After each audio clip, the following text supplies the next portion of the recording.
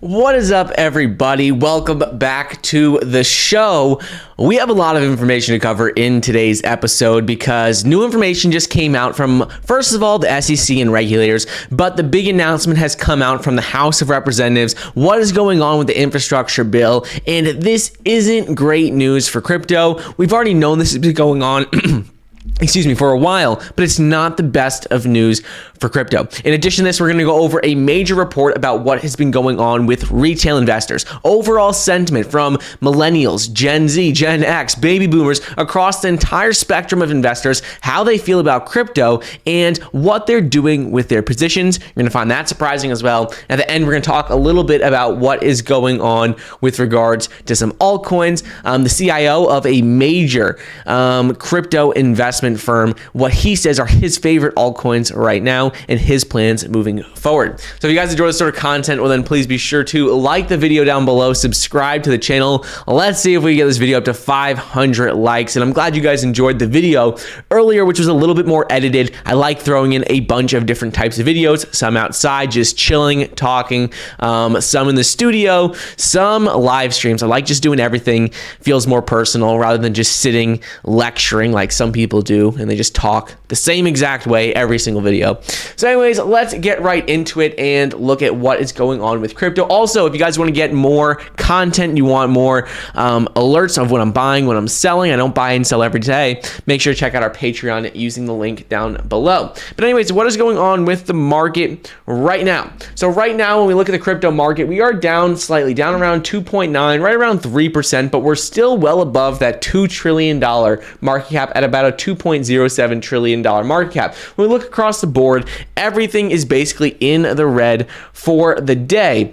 But what we are seeing is that over the last 7 days, we see that Bitcoin's up 7%, Ethereum's up 5%, Cardano's up nearly 40%. Over the last 7 days, crypto has still done extremely well. Anyone who has been worried that maybe we're going to see a correction, maybe we're going to see the market fall, I have personally not sold any position of any coin, and we're still seeing in terms of technical indicators, things look great. With regards to Bitcoin, what we're seeing with Bitcoin right now is we're still above this 50-day moving average on the 4-hour chart, which is an indicator that a lot of people like to look at when looking at the market. When seeing what the short-term sentiment is, a lot of people look to the simple 50-day moving average, 4-hour chart, what is going on there, and we are still bouncing right above it, still holding above that at right around $48,000 per coin. So still, things are still looking good in terms of technicals.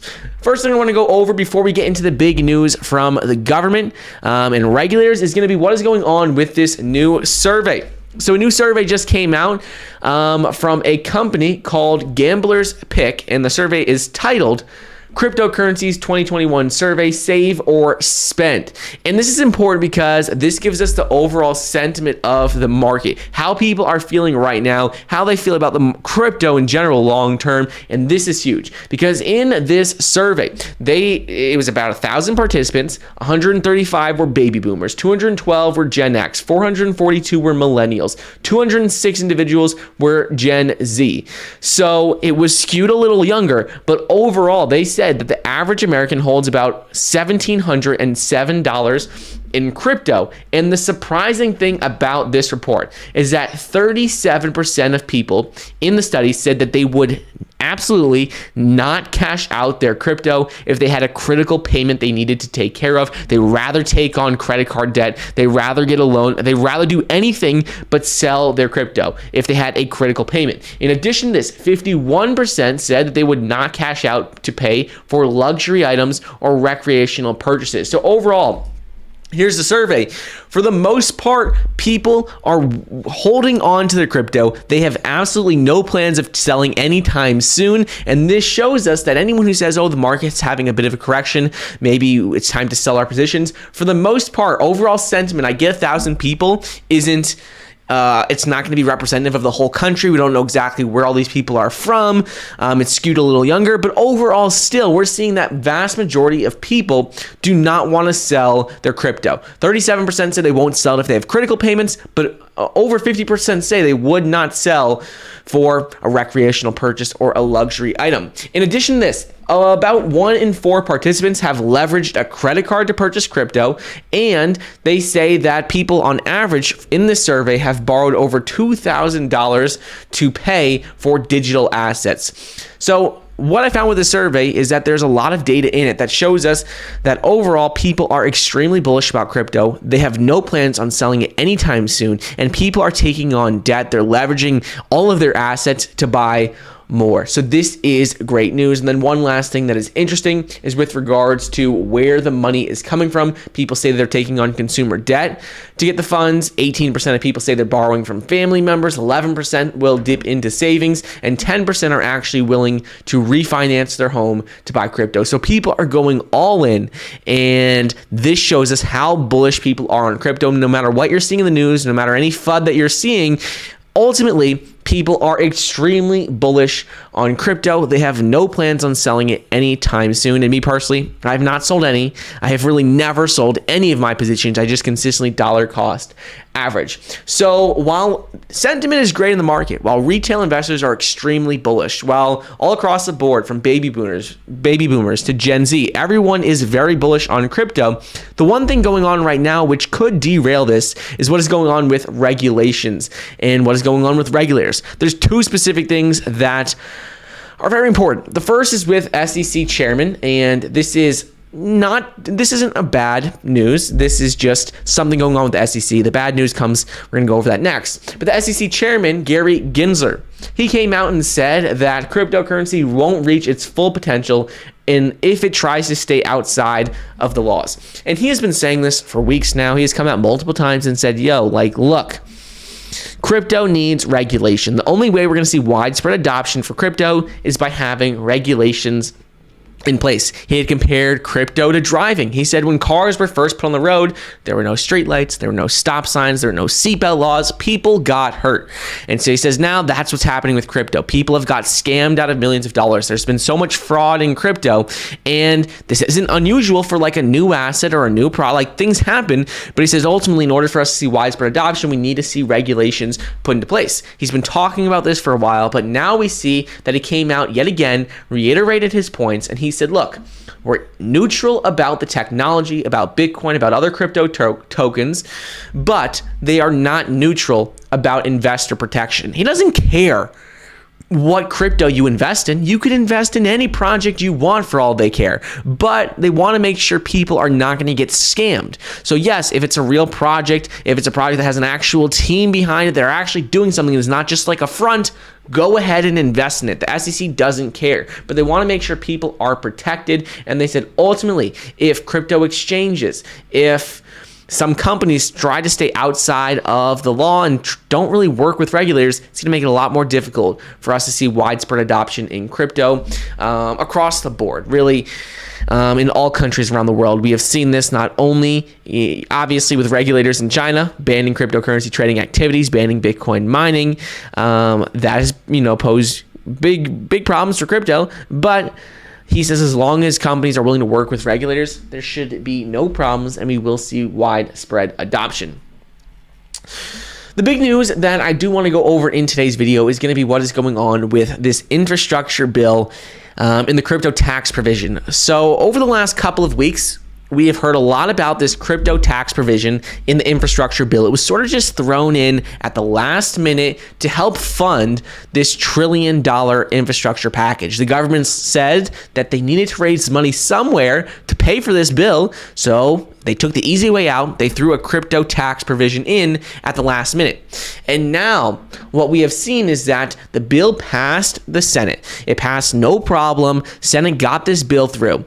And in the bill, the way the crypto tax provision is currently, the word brokers includes a lot of companies like software developers, Bitcoin miners, and some companies that simply don't have the capabilities to track and report information to the IRS. But it passed the Senate anyways. Now it's been in the House for about 2 weeks now, about a week and a half, 2 weeks now. And it had been delayed. There hadn't been really any announcements come out until now, and that is that right now, the House just passed a $3.5 trillion budget blueprint, and they also set the deadline for this infrastructure bill. It's not like a hard deadline. It's not that it's binding. It's a non-binding commitment. But essentially, Nancy Pelosi and the House of Representatives came out and said that they are committed to vote on the infrastructure bill, this $1 trillion package, by September 27th. And the important part about this is that they made absolutely no changes to the crypto tax provision. They made no changes to the crypto tax provision, and this is something that I don't think is going to be a big deal, but it's something that could impact crypto long term. It could push some companies outside of the US if they really try to dig in and really enforce the rules about the word brokers, because the way the word brokers is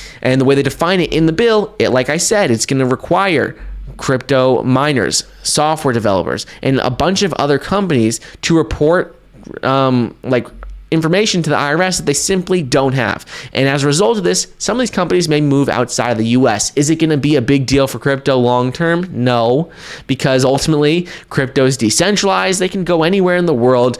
They don't have to be based in the US. Could it hurt some jobs in the US? Yeah, it's possible. Could it hurt some sentiment in the market in the US? That's possible. But ultimately, all we know right now is that that they have a set date that they want to vote on by the 27th on this bill.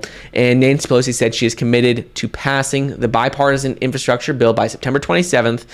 And there are no changes to the crypto tax provision. So we'll see how it plays out, but right now they made absolutely no changes, meaning that the word brokers is going to be the same way as it was in the Senate's original bill that they passed. Not great for crypto software developers, crypto miners, and other companies, but ultimately, long term, I don't think it's going to have too big of impacts on the market. In addition to this, the Treasury came out and actually responded to some concerns that people have been having about this infrastructure bill, what is going on with it, and the crypto tax provision. And the Treasury came out and said that they are not going to target non-brokers like miners or software developers, even if the crypto tax provision isn't changed in the bill. So even if it goes ahead and it gets passed, they said they're not going to really target crypto miners because they know they don't have the capabilities. It's physically impossible for some of these companies to track the information.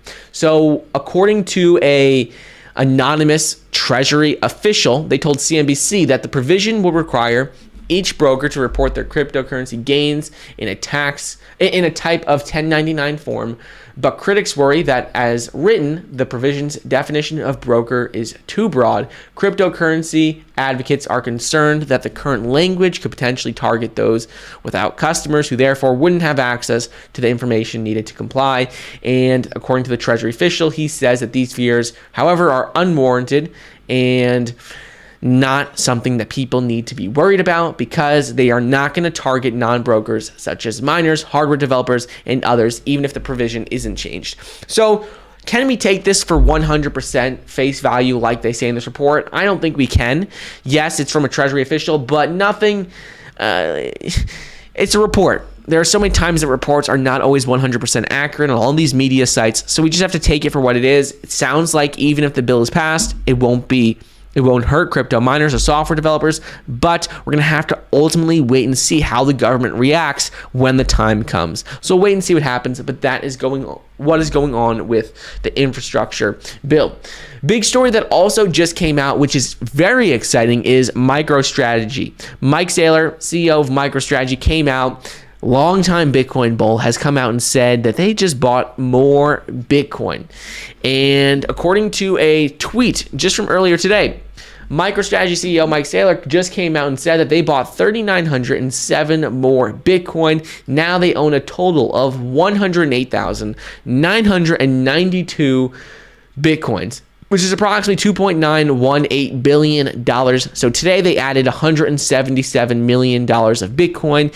And this shows us that even though there's some drama going on with regulators in the US, even though we've seen a little bit of a correction, that the big players, the big guys, are still pouring hundreds of millions of dollars into crypto. I've seen so many people concerned about what's going on with the market. Should you sell? I mean, if you're looking towards what whale accounts are doing, they are not selling at all. If you're looking at the overall sentiment, like that report we went over, people don't seem worried at all in terms of the study. And MicroStrategy is adding to their position at an average price, they said, of about $45,000 per coin. So this is obviously a couple of days ago. It wasn't today, obviously, even though they came out with the report, because right now Bitcoin's price is a little bit higher. So right now, MicroStrategy owns the most Bitcoin in its treasury out of all publicly traded companies. We also see that Tesla owns a significant amount as well. They own about 42,000 Bitcoin. We know that a couple of other tech companies own Bitcoin too, but it is very exciting to see that on this dip, we are seeing whale accounts pour into altcoins like we spoke about in the video earlier today. We're seeing institutional investors continue to add more Bitcoin, and it doesn't seem like anyone is really fazed by what is going on. Some people have some concerns. Some people who have weak hands are wondering if they should sell, if they should get out, take some profits. But the big money players have not sold at all, and they are continuing to add to their positions. And like I said, me personally, I have not sold anything either. Next story is going to be what is going on with the CIO of a major crypto company. So he's the chief investment officer of a crypto asset manager called Bitwise.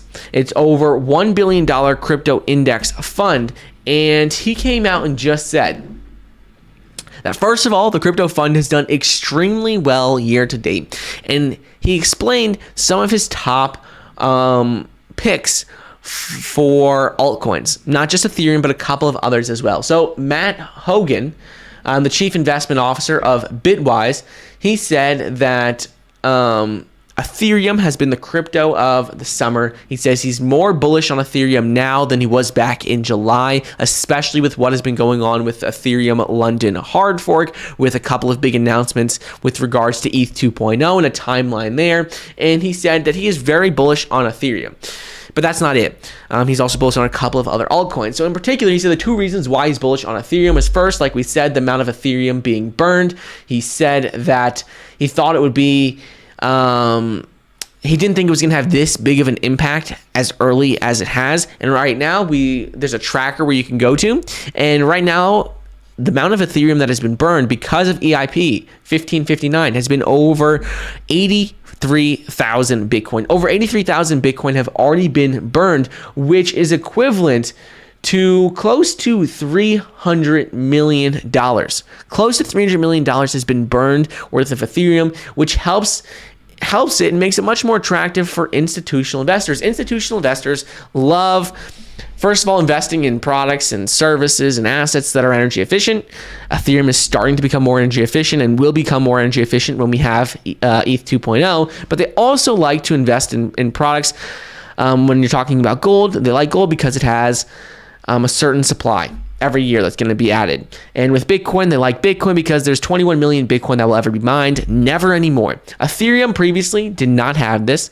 There was basically an unlimited supply of Ethereum, but now with the amount of Ethereum that's being burned with EIP 1559, he says he's very bullish on that. In addition to that, he said blockchain use case, boom. We have seen huge amounts of NFTs being purchased, and we just saw a record-breaking day in terms of NFTs purchased in a single day yesterday.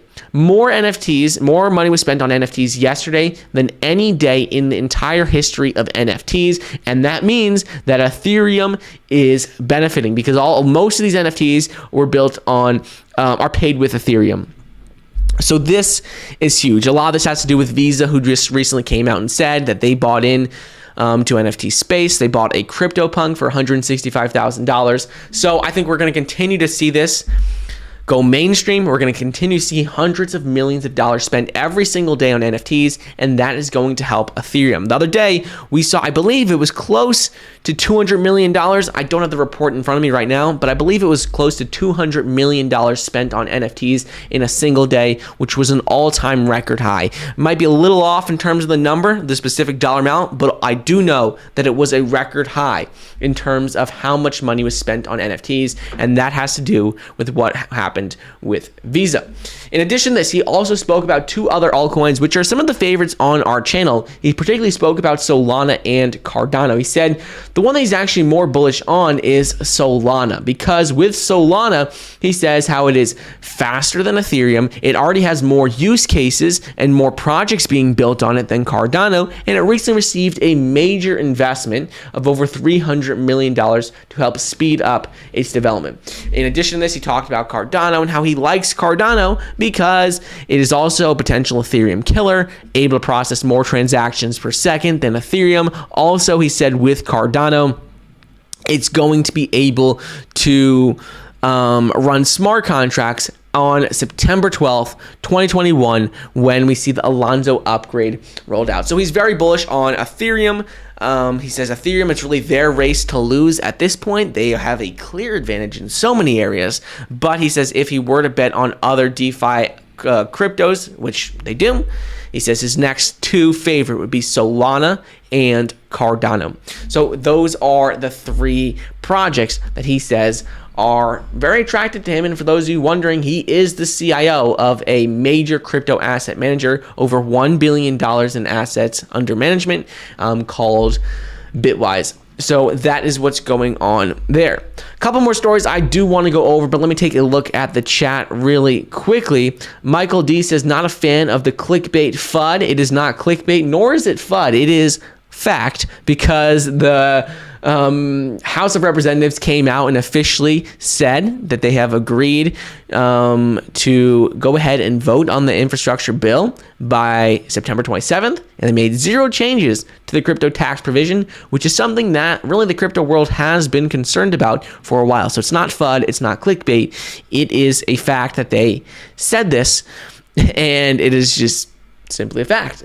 Other things going on, what people are saying, so crypto, not game over. In terms of the infrastructure bill, it seems like it's pretty official that it will go through the way it is. That is why I called it game over. Next up, let's talk a little bit about a couple of other pieces of news going on with crypto. So one thing I want to talk about is what is going on with regards to, where is it? Here we go. Okay, here. I wanted to go over this story because it came out. It's not loading. I wanted to go over this story because it saw it pop on the screen the other day, and it was actually pretty interesting, and it relates specifically to what is going on with regulators in the US and what has been going on in multiple countries around the world. So the Swedish government just had to return 33 Bitcoin to a drug dealer in a major case. It added to about $1.5 million, and you're like, who cares, Michael? I don't care about this person who had to get paid with crypto. Just be quiet. Well, if you want me to be quiet, you could just exit out. But anyways, the Swedish government returned 33 Bitcoin worth about $1.5 million to a drug dealer in their first ever cryptocurrency seizure case. And this is important because we've seen this happen a number of times in countries all around the world. And the reason that this happened is that they had seized 36 Bitcoin a couple of years ago, about 2 or 3 years ago, from a drug dealer for a case. And then what happened is that the prosecutor used the dollar amount at the time. He used the dollar amount of what everything was worth at the time, not the Bitcoin amount.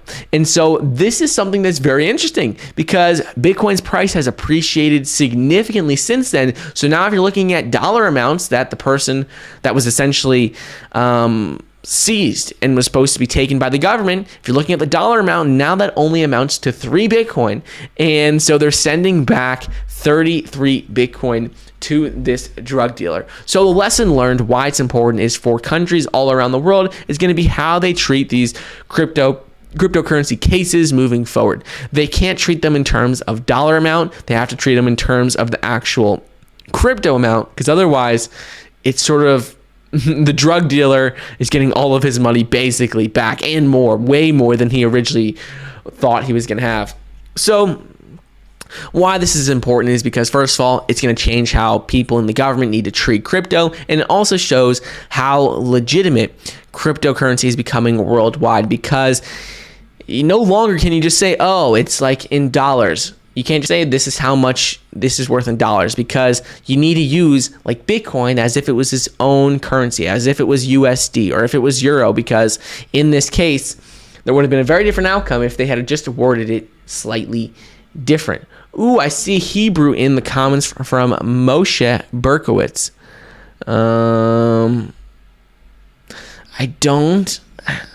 used to take Hebrew, but needs a little longer. I might need to read that over.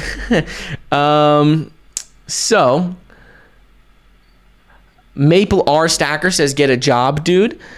I have lots of jobs. I just make my own jobs with e-commerce, with real estate, with building apps. I've built lots of apps, so I make my own job. But thank you for worrying, Maple R Stacker. A couple of other comments. Someone says, I was in the hometown of Atlanta. I am in Atlanta right now. Throw anything you got in the comments and we'll see them.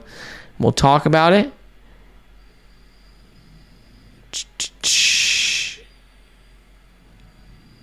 But yeah, that's what's really going on with crypto. The big announcement from the U.S. government with regards to the infrastructure bill and the crypto tax provision. Those of you who don't like how I titled the video, I try and keep them as short as possible because it's easier to read, easier to see on the screen, and I prefer shorter titles. So I'm going to keep doing them that way. I'm sorry if you don't like them, but in my opinion, the infrastructure bill with the crypto tax provision, not great news. And it looks like it's going to simply pass the way it originally passed the Senate. It looks like it's going to pass with the wording for brokers being very broad, which could have potential negative impacts on crypto long term. So we'll see what happens. But either way, overall sentiment in the market looks great according to the survey done on baby boomers, Gen Z, millennials, and everyone else. Also, what is going on with whale accounts and institutions continuing to add more Bitcoin. So overall, things look pretty good. But I hope you guys enjoyed today's video. If you did, please be sure to like, subscribe, throw anything you have in the comments. You hate me, you hate the videos outside, whatever you hate, whatever you like, let me know in the comments and I'll take it in, I'll try and change it in the next video. But I hope you guys enjoy.